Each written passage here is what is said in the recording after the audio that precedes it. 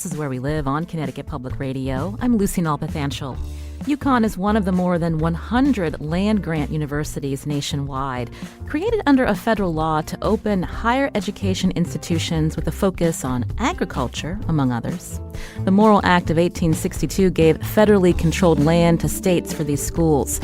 But a new project asks how these land-grant universities are linked to the displacement of indigenous communities. Coming up, we learn about Land Grab CT.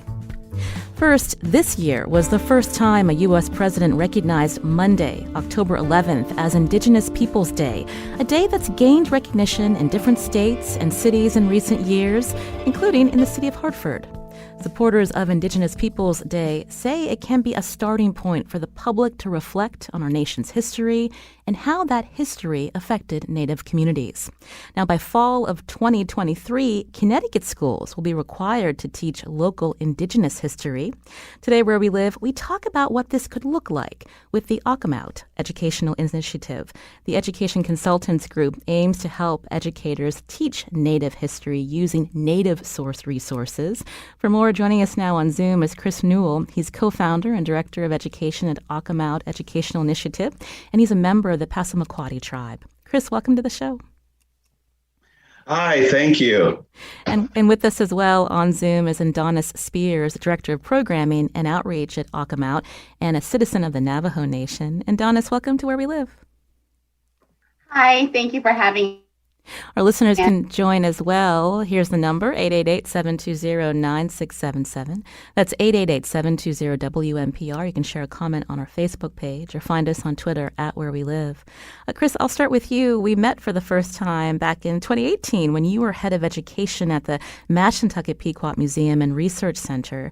And now you have this educational consultants group. So talk about the need or the demand for the type of offering that you're giving to Connecticut educators. Yeah, it's interesting the timing that we met and, the birth of Akomawt Educational Initiative that both happened in the same year. And a lot, my fellow co-founders, endawnis and Jason Mancini, the three of us met while we were working for the Pequot Museum. And what we really started to do, we were having experiences in the museum where, people from Connecticut would walk into the museum and occasionally, even with a Pequot educator leading the tour, would ask a question like, are the Pequot still alive? So we're looking at these experiences and realizing how, the education system is really failing things, especially the residents here in the state of Connecticut. The Pequots, are significant contributors to the economy of the state, and have a large presence. And the fact that, guests in the museum don't put two and two together, that the community is still living here and is still vibrant and is still contributing, was experiences that, we saw the need to try to remedy. And one of the ways to do that was to try to unsilo what was being taught in the Pequot Museum, get it out into the rest of the state of Connecticut to be taught not as Native history, but as history, and to normalize what we were doing there. It's unbelievable almost to hear you share that anecdote that people asked you if the Pequots were still around, Chris. I remember when walking through that museum, it was so amazing about that museum, so much to see and learn. But when we think about the way children are taught about Indigenous peoples in our country today, they start with Thanksgiving, but the museum goes way back. Can you talk about that and why? Yeah, absolutely. So, the museum is really in stark contrast to the way a lot of Connecticut history is taught, which often starts with the beginning of colonial, history in Connecticut. But the concept, that word Connecticut is really from the Algonquin languages here. And depending on the tribe, it actually refers to the river. So the way the museum is constructed is to, jump over that starting point that the American public school starts, the time clock of history of this country with European exploration typically, and really resets it back to the last ice age, and unapologetically teaches history of this land that we now call Connecticut from the perspective of the Pequots, which would be inclusive of their time here going back 12,000 years. And Donis, can you give us some examples of when you're working with educators? What are you helping them draw out from history and translating that for students inside the classroom? Yeah, I think classroom educators who also went through the public school K through 12 system are at a deficit already because their competency with some really difficult themes and complex themes is really not nurtured or cultivated during their undergraduate and during their K through 12 experience. So we are asking educators to really encounter new material and understand that the material exists in a dynamic of settler colonialism and unequal power. And so it is a big ask. And we realize that. And what we try to do with classroom educators is really give them the indigenously sourced material that they can be confident that the work that they're doing is really accurate, first of all, and that it is something that their students can utilize in their undergraduate studies, their K through 12 work, and then as they become citizens, as their neighbors in Connecticut with these tribal nations, they can employ it regardless of where or when they are interacting with Native people. They have this kind of baseline knowledge of the history of the place that they live their daily lives, and they're able to employ that everywhere they go, because everywhere they go in Connecticut is Indigenous land.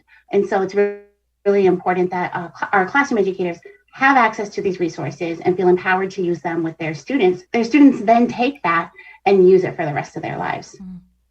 Chris, I wanted to add or ask you, when we think about even terms that are used today, like what are you hearing from teachers? Are they comfortable with using the term Native American versus Indigenous peoples, and why that matters? Can you talk a little bit more about that?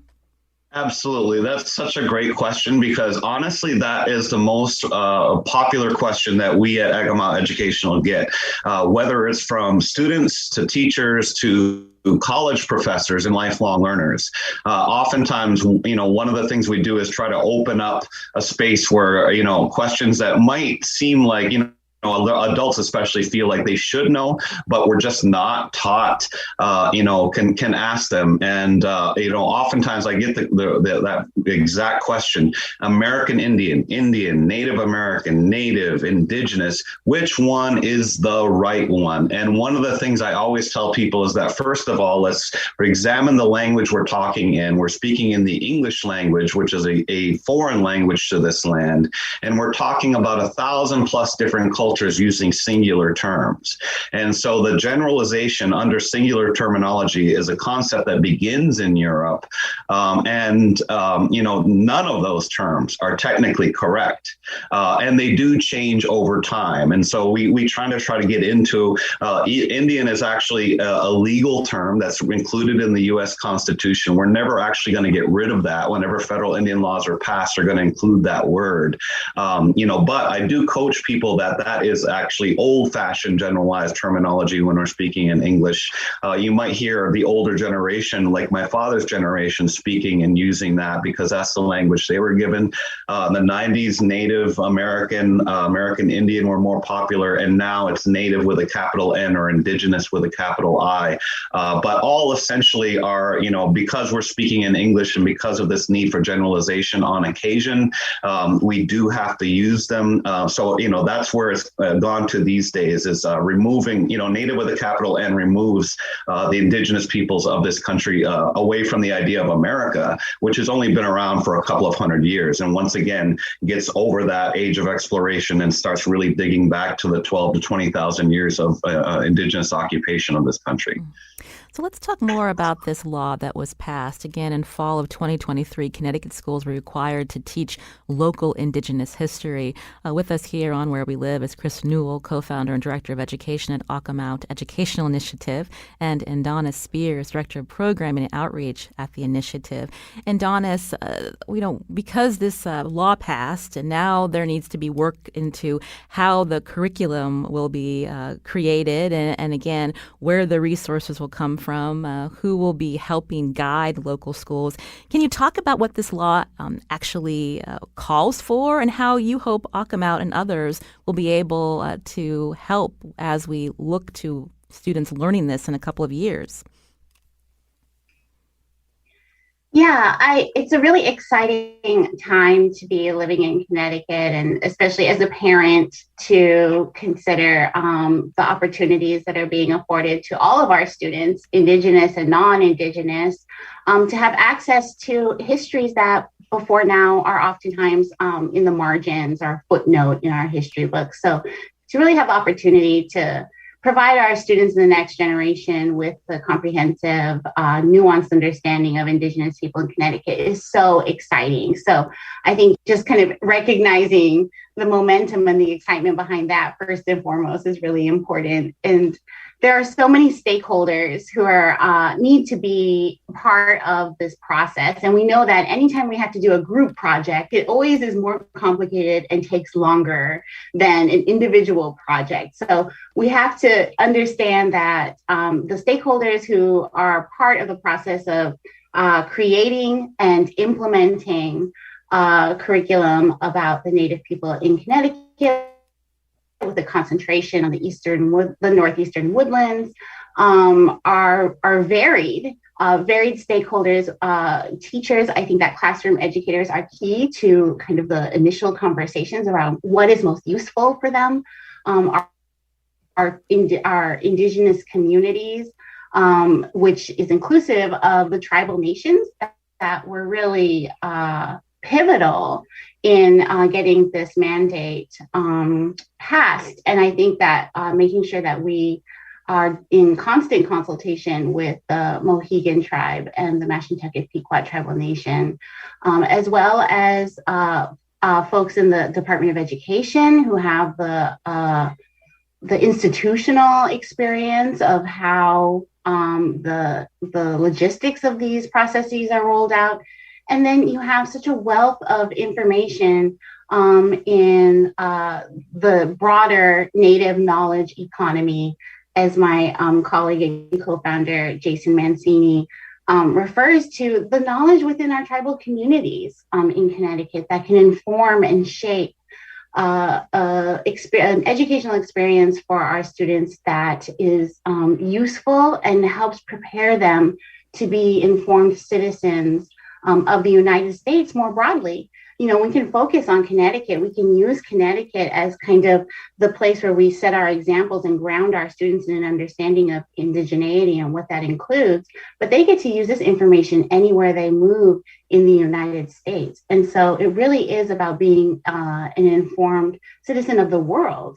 And so I think that we have the opportunity to consult with all of these different stakeholders, all of these communities, and it's going to be a longer process. I'm making a prediction here. I think that it's going to be a longer process, but it's going to be more sustainable because it includes the strands of all of these different forms of knowledge, and that will inform a more sustainable and more useful curriculum.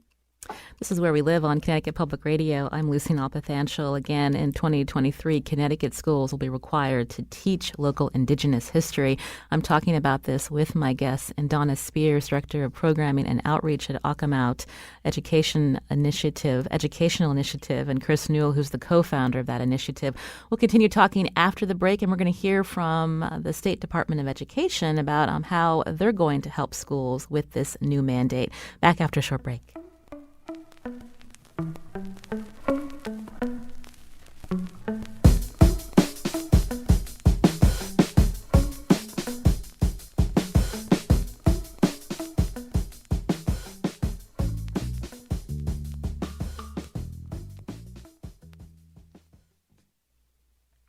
This is Where We Live on Connecticut Public Radio. I'm Lucy Nalpathanchel. Connecticut is one of the latest states to pass a law mandating Native American curriculum be taught in local schools. By fall 2023, what will this look like at your child's school? We're talking about that with my guests on Zoom, Chris Newell, Director of Education at Akomawt Educational Initiative, and endawnis Spears, Director of Programming Outreach at that initiative. Chris, before the break, I asked endawnis about this new law, again, mandating that Indigenous local history be taught in Connecticut public schools. Was this a surprise at all? And I'm wondering if you can talk more about, I was mentioning how what will children be learning? But for some teachers, this might be the first time they're learning this history too.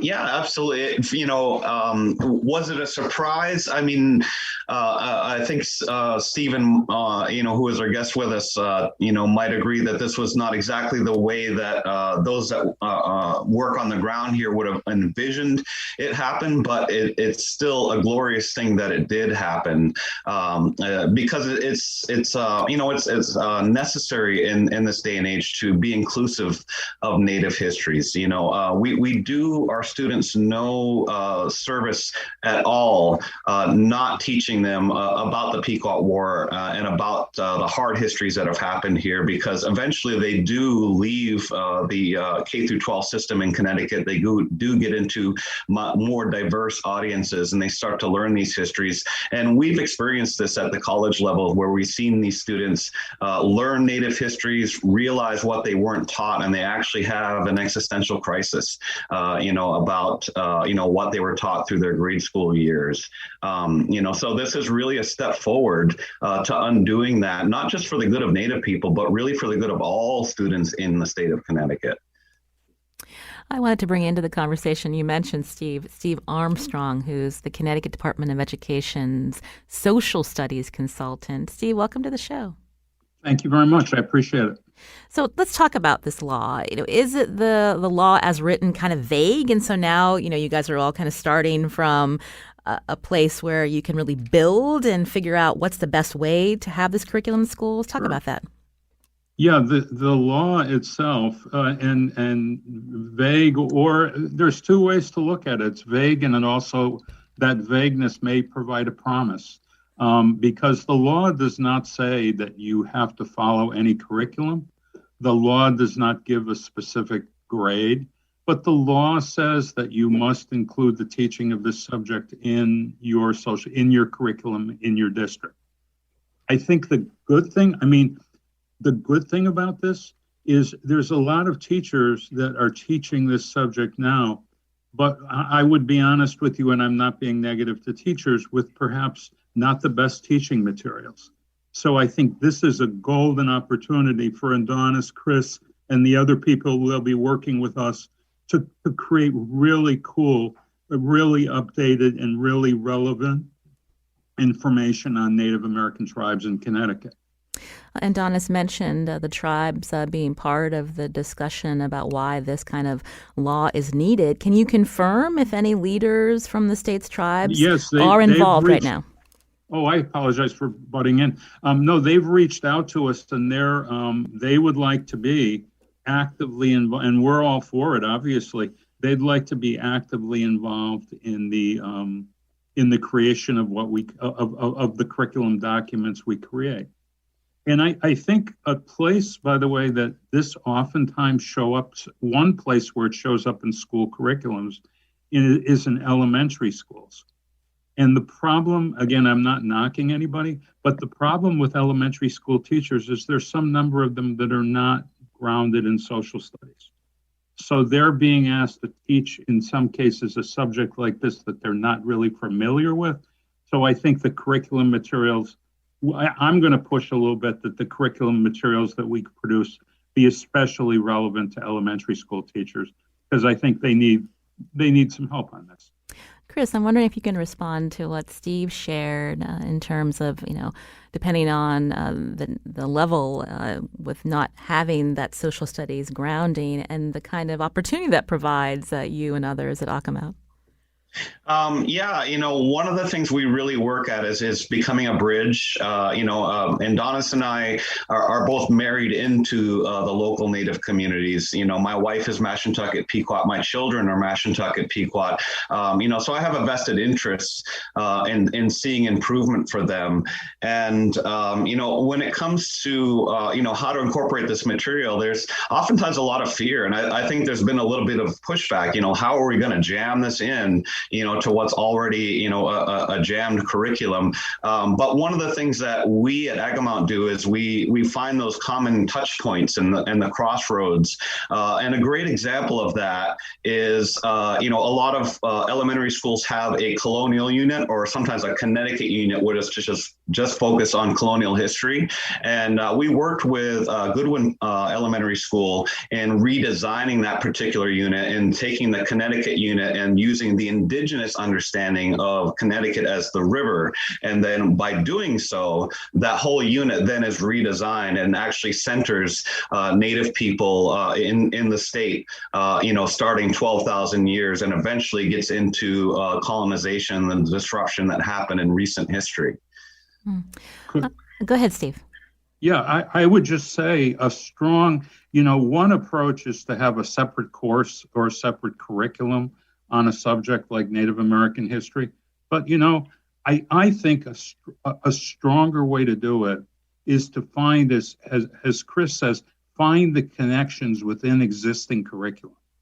Yeah, so, Stephen, if I could just add to what you and Chris are saying, because it resonates so much with our classroom educators who want to scaffold knowledge of Indigenous people, which I think is key to these conversations. We talk about Indigenous studies as perhaps a separate course, but if we start to introduce material, there's a world of children's literature that can be accessible for our pre-K, kindergarten, first grade teachers, second grade teachers, that we can begin to introduce the diversity of Indigenous people to our youngest students. And then when they get into geography, they're learning about the place names that they are already interacting with on a daily basis because the state itself is an Algonquin word, and as are many of the place names that students are familiar with. So we can begin to embed that information in their geography lessons in third grade. And then by the time they're in high school, they are understanding concepts around civics that are key to being citizens of the United States, including tribal sovereignty, self-governance, and what treaties mean. And so I think that by scaffolding and including these forms of knowledge in the curriculum as students move through K through 12, it really opens up opportunities for them to become critically engaged and critical thinkers as they graduate and move on to becoming informed citizens. Endawnis, that's an important strategy that you mentioned, the scaffolding and bringing it into all the different subjects that students are learning. Steve Armstrong, again, with the Department of Education, you're the social studies consultant.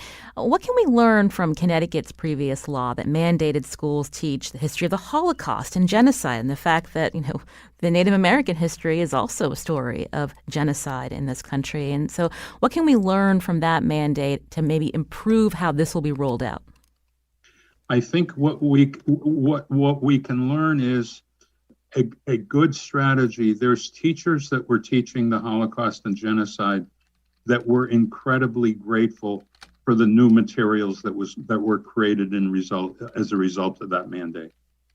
And because I think we're not going to get every single teacher in Connecticut like we couldn't get them to do genocide. I think I don't think you can do that. And I think the best thing that we learn from that is create very cool, very innovative curriculum materials, and the teachers will use them. And another thing, by the way, that was an interesting, we're talking about connections and all, that one of the things, the Pequot War was introduced probably by Chris or Endawnis as an example of genocide. So the connections between these various courses that we can make are interesting as well. But I can tell you that there's teachers, I've talked to teachers that teach this subject that really wish they had more curriculum materials to use. Here we go. Here's an opportunity to do that. Chris Newell, I wanted to get you back into the conversation. Earlier you talked about when this law was passed, there may have been fear from some educators, like, how am I going to do this? Am I going to have the right support and have the right material to teach my students? But I'm also wondering if you can talk about, the moment that we're in right now. Do you expect that there's going to be pushback from some communities who may not want children to see history from this lens? It's certainly happening in some Connecticut towns. I mean, that's kind of what happens in America occasionally. Once again, we do speak in the English language, which is a very noun-based language. And, the English language likes to label things. And one of the things that happens when we label things, it becomes easy to attack, So the popular thing to label and attack these days is something called critical race theory, where, if people are angry about it being taught in schools, I would ask them to, try to surface a piece of curriculum in any elementary school that actually teaches critical race theory, which is an advanced literary theory taught to college age students. So it becomes a label that people attack. And, before that label became popular to attack, endawnis and I, and Jason, what we were doing was just teaching history. We were just trying to teach all of it. And, some of the history of how Connecticut came to be is very hard. But one of the things that we learned at the Pequot Museum is that young children can absorb the fact that a genocide and multiple genocides happened here, to Native peoples, but they have been resilient. They have been strong. They have survived, and they definitely do not, hold themselves accountable as guilty for part of that. But they get to better understand a world, a state of Connecticut that includes Indigenous people. And when students leave the Pequot Museum, it's an interesting phenomenon of that museum. They actually leave extremely more excited than when they showed up. I mean, they're already full of energy just because they're coming to this awesome museum, but because of what they learned and the impact that it had on them and the first person perspective that it gets told to them, it really gets down to their bones, and they actually leave more excited, knowing about the Pequots and about their contributions, and that they're still here contributing, which, that's the thing that we, that I would help, when teachers have fear of this topic, and sometimes talking about genocide, there's, the talk of age appropriateness and things of that sort, it's not inappropriate to introduce to a third grader that genocide is a bad thing. And if we were able to stick at that level, and then start to scaffold the understanding from there, then as adults, they're not going to make light of genocidal situations and things like that can actually, lead them into situations that would otherwise get them in trouble socially. That's a very important point. We're almost out of time. Steve Armstrong, I wanted to go back to you. When we think about how to move this forward and what needs to happen, can you talk about some steps that are happening right now? Sure. We're meeting with our constituent groups, Chris and Donis and many others. And I think they don't know it yet, but I'm going to be calling on them to see if we can put together a summer workshop for teachers this summer. But building off, I think it's really important as well that we do a couple public programs on this, because we're proud of bringing this forward. And we want interested parents and interested community folks to know what we're doing and why we're doing it. I think that ultimately helps in the buy-in and helps parents support teachers as they're teaching. This has been certainly interesting. I'd love to talk with all of you again as this rolls out. Again, thank you so much, Steve Armstrong, the Connecticut Department of Education Social Studies Consultant. And with us from the Akomawt Educational Initiative, Chris Newell, Director of Education, and endawnis Spears, Director of Programming. We appreciate your time today here on Where We Live. Coming up, we learn about a new project called Land Grab CT that looks at how Connecticut's land grant institutions are linked to the displacement of Indigenous communities. This is Where We Live on Connecticut Public Radio. I'm Lucy Nalpathanchel. How does UConn's status as a land-grant institution link it to the displacement of Indigenous communities?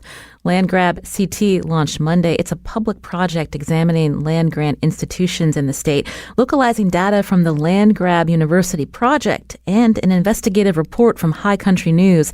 Land Grab CT's new website charts the distribution of land grants and the coercive means by which they were taken from Indigenous tribes. Joining us now to tell us more, Sage Phillips is on Zoom with us, a senior at UConn, a member of the Penobscot Nation. She was the driving force behind Land Grab CT, and she's also student coordinator for UConn's Native American cultural programs and president of UConn's Native American and Indigenous Students Association. Sage, welcome to the show. Thank you for having me. So how did this all start? So this really came out of the motivation to encourage the University of Connecticut administration to give reparations to our Indigenous communities, as well as our prospective Indigenous students who may one day consider the university. So myself, alongside one other student, and Dr. Glenn Matoma at DOT Impact at the university, kind of sat down, and we were aware that the president, Thomas Katsouleas, the former president of the university at the time, was putting out this President's Commitment to Community Initiative grant. So we knew we wanted to do something with the ability to gain funding for some sort of project, like I said, encouraging these reparations to take place. So it was really a roundtable discussion. And at the end of it, we came up with sort of a two-part working system. One side of things would be having conversations with local Indigenous youth, asking them the big questions, what do you look for in higher education? And how does UConn have that, or most likely not? And then that would be its own set of data that we would kind of bring to administration on its own.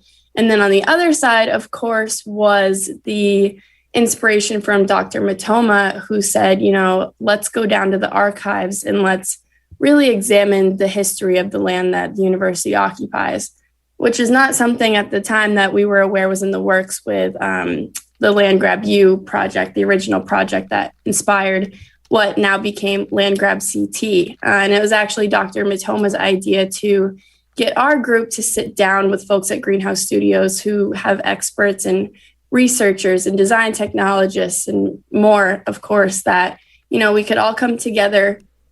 Everyone would bring something to the table, and we can make a pretty special project out of this. You mentioned Greenhouse Studios. With us on Zoom is Luisa, Fernanda, Arietta, a historian on this project, and also UConn's Greenhouse Studios is the research incubator. Luisa, welcome to the show. Thank you so much for having me. I mentioned the Morrill Act, the start of the show. Can you talk about that federal law, the impact of it that's still being seen today? Well, what happens before the Civil War in 1862, the United States government passed the Morrill Act, donating public lands to several states and territories so they could establish agricultural colleges and universities. So what happens is these lands necessarily were in the same state that these schools were going to be established. So in the case of Connecticut, they were awarded lands in Minnesota, Michigan, California, for example. And these lands were sold so the university could take this money as part of their endowment. So today, still, that the money from those sales belongs to the university. The thing was that these were not public lands. These was actually lands that have been taken away from Indigenous peoples through violence and coercion. So we try to analyze what does the Morrill Act means for these communities as well. When we think about that, all of the land that was taken from Indigenous peoples, I believe High Country News reported we're talking 11 million acres of Indigenous land granted to these universities again. And when the Morrill Act was first enacted, not much money, if at all, went to institutions that pledged to educate Black and other people of color in our country, Luisa. And so now, how do we quantify that when we think about some of the remedies that need to be made today? Well, part of what we wanted to do with this project was definitely education. As Sage mentioned, when we saw these opportunities, people still see the Morrill Act as something very good to happen in terms of high instead of higher education, but they don't normally get the whole story, what it meant for these indigenous communities. So we definitely wanted to educate in that regard and start a conversation in accountability and reparations. Like, there is this money in the endowment of these land grab universities. What can be done to increase and facilitate the access of indigenous students to the universities? And also we have to take into account, if you visit their website, you will see that we have a part that is parcels. So basically what we did was to trace those 160 acres of land that comprise each parcel and see who did it, what community did it belong to whom it was sold, and what is done with it today. And many of them is like Walmart, or in the case of the Sonoma Valley, you have this parcel of land that a house was recently sold there and it's $2 million. So when you see those amounts of money, what we see is like the creation of generational wealth in benefit of white people. And what we have seen at the same time is the detriment and the impoverishment of indigenous communities. So we definitely need to start a conversation in putting the money where our words are, I guess. Sage Phillips, I know this site has only been live for about one day. What has been the response from the UConn administration, and what do you hope to see from them? Unfortunately, I wouldn't say administration has specifically given us much of a response yet.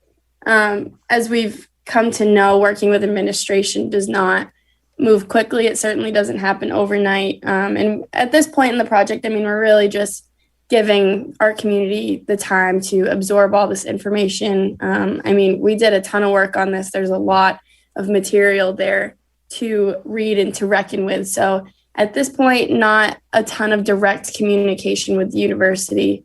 In terms of what we hope, we are hoping that, as Luisa said, the Moral Act especially, there was an email sent out by UConn's former president last year that, in a sense, glorified the Moral Act. So that's one misconception that we really wanted to rework within this project and get administration to understand that that's not really the case. So next steps would be, let's all sit down, let's have a conversation. Let's look at what other land grab universities have been doing across the country to install reparations with their indigenous communities and see what kind of middle ground we can all meet on. Sage, when you use the word reparations, talk more about what that has looked like from some of these land grant institutions that have taken a look and are thinking about their history and, how to make some kind of remedy in modern times. Can you talk a little bit about that? Yeah, I think, as an Indigenous student myself, reparations in this context really, they speak volumes in terms of things like tuition waivers and representation. So if you take the University of Maine, for example, which my good friend Chris Newell certainly knows more about, but there's a tuition waiver there, and that's a huge part of a reparation, just giving Indigenous students the opportunity to thrive in these spaces and just, an equal access to stepping into the doors of higher education. The other part of it, as I mentioned, is representation. And another great thing the University of Maine has done has include signs around the campus that are written in, Wabanaki languages. So, it can reparations take form in many different ways. As students, we really just want to be seen and we want to be given an equal opportunity to succeed. Before we go, Luisa, I wanted to go back to you. I understand there are 112 land grant institutions to date. When we think about 19 of them as HBCUs, 35 are tribal colleges. There's also private land grant institutions like MIT, Cornell, these institutions that have very big endowments. And so when we think about ways to invest and to correct the wrongs of the past, there's room to do that.